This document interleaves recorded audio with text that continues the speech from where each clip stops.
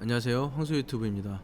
오늘은 전남 미분양 주택 심상치 않다는 뉴스를 한번 살펴보겠습니다. 무등일보에서 2020년 12월 3일자 기사고요. 10월 1073가구로 41.6%가 늘었고 악성 미분양도 107.6% 급증했다. 지금 오른쪽 표를 보시면 2020년 10월 기준으로 해서 미분양 주택 현황이 나와 있습니다. 광주가 245호, 전남이 1073호. 이제 뉴스 내용이 뭐냐면 전국의 미분양 주택은 감소하고 있지만 전남의 악성 미분양은 2배 이상 급증해서 우려를 낳고 있다는 내용이에요. 근데 저는 처음에 기사를 보면서 이상하다는 생각을 했습니다. 분명히 여순광이라 해가지고 여수, 순천, 광양 분양 시장 분위기가 굉장히 좋다고 알고 있습니다. 근데 이번에 순천 같은 경우에도 외지 투자자를 막기 위해서 순천 거주자한테 우선 공급하는 지역 거주 우선 제도까지 시행하고 있죠. 그래서 일단 전남권 미분양 주택 현황을 한번 찾아봤습니다. 보통 한두 달 정도 늦게 나오기 때문에 지금 보시는 현황은 뉴스랑 똑같이 2020년 10월 기준이고요. 2020년 10월 기준으로 1075세대, 9월 기준으로 758세대입니다. 한 달 동안 약 317세대가 늘었는데 지금 보시면 목포, 여수, 광양, 구례, 강진, 해남, 영암 다 줄었습니다. 영암 같은 경우 많이 줄었고 여기 또 안 나와 있는 게 순천, 고흥, 무안은 아예 미분양 주택이 다 팔렸어요. 다 팔려서 없고 딱 유일하게 나주만 늘었습니다. 나주만. 이제 9월 달에는 없었던 나주 미분양이 갑자기 440세대가 늘었죠. 이제 여기 같은 경우는 이제 광고도 많이 하던데 보신 분은 알겠지만 나주에 있는 부영 아파트입니다. 현재 분양가에서 10% 할인율로 해서 분양 중이고요. 총 1478세대의 대단지입니다. 이제 나주라는 지역 특성도 있고 아무래도 이제 브랜드로 인해서 분양률이 저조하다고 생각이 되는데 이걸 가지고 뭐 전남권 미분양이 심상치 않다는 말은 좀 아닌 것 같고요. 이제 보통 전국적인 부동산 뉴스를 다루는 유튜브라든가 이렇게 기사를 보면 단순히 통계상으로 이제 수치만 놓고 비교를 하기 때문에 실제 현장 분위기랑 다른 경우가 굉장히 많습니다. 그래서 단순히 이런 기사만 가지고 판단하실 게 아니라 꼭 이렇게 팩트 체크를 하셔야 됩니다. 네, 그러면 이제 광주는 어떨까요? 광주도 한번 찾아봤습니다. 광주도 동일하게 2020년 10월 기준 현황이고요. 이제 북구가 31세대, 동구가 214세대에서 총 245세대. 이제 9월 달에 비해서 약 14세대가 줄었고요. 여기 이제 준공 후의 미분양, 이제 보통 준공 후의 미분양을 악성이라고 부르는데 여기에 대한 이제 기사도 나와 있더라고요.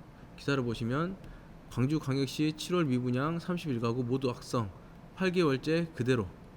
이제 이거 같은 경우도 이제 세부 내역을 보시면 임동 토림아파트, 중동 프라임 하나팰리스, 북동 정합파이시티 이게 이제 31세대인데 준공 후 미분양으로 31세대인데 이 같은 경우는 그냥 안 파는 거죠.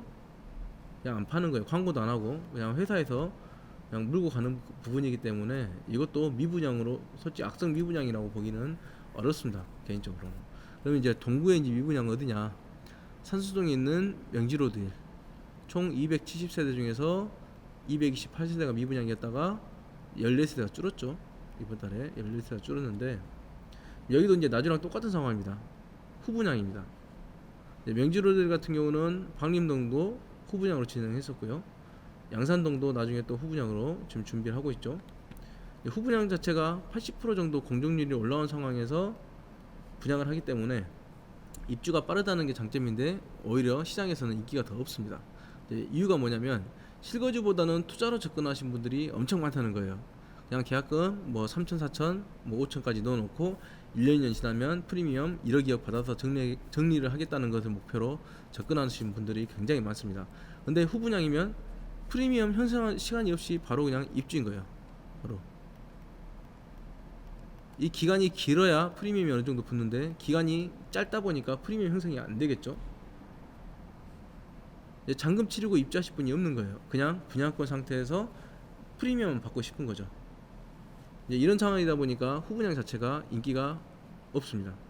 분명히 실입주하신 분들한테는 건물이 지어진 것도 바로 볼 수가 있고 입주가 빠르기 때문에 어떤 면에서는 좋지만 잔금 일정이 짧다는 부담감도 있고요. 프리미엄이 없거나 낮다는 걸 가지고 인기가 없다고 생각하시는 분들이 좀 많이 계세요. 이제 건물이 차라리 없으면 대충 머릿속으로 그려가지고 판단을 하는 건데 이제 눈으로 보이게 되면 아무래도 단점들도 더 보일 수밖에 없어요. 어디가 1억이 올랐네, 2억이 올랐네 하면 비싸더라도 거기 들어가서 사고 싶은 거예요. 이상하지만요, 저도 당연히 그렇습니다.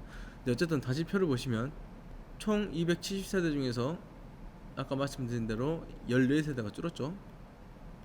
지금은 12월이니까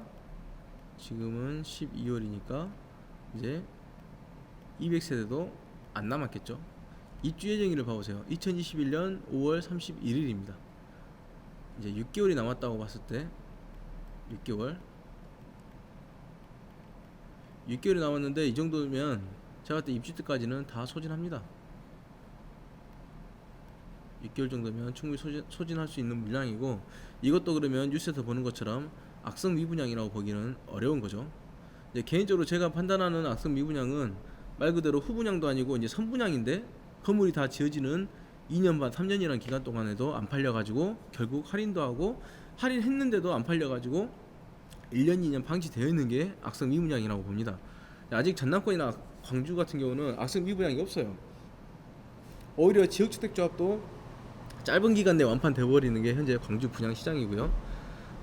그리고 이런 통계 자체가 누가 조사하는 게 아니라 건설사에서 신고해 주는 걸 가지고 통계를 내기 때문에 이게 확실하지도 않습니다. 여기에 나와 있는 대로, 여기에 안 나와 있는데도 잔여세대 정리하고 있는 현장들도 몇 군데 있어요.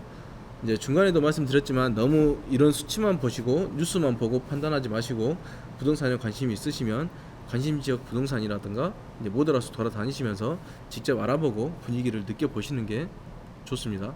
이만 영상 마치도록 하겠습니다. 감사합니다.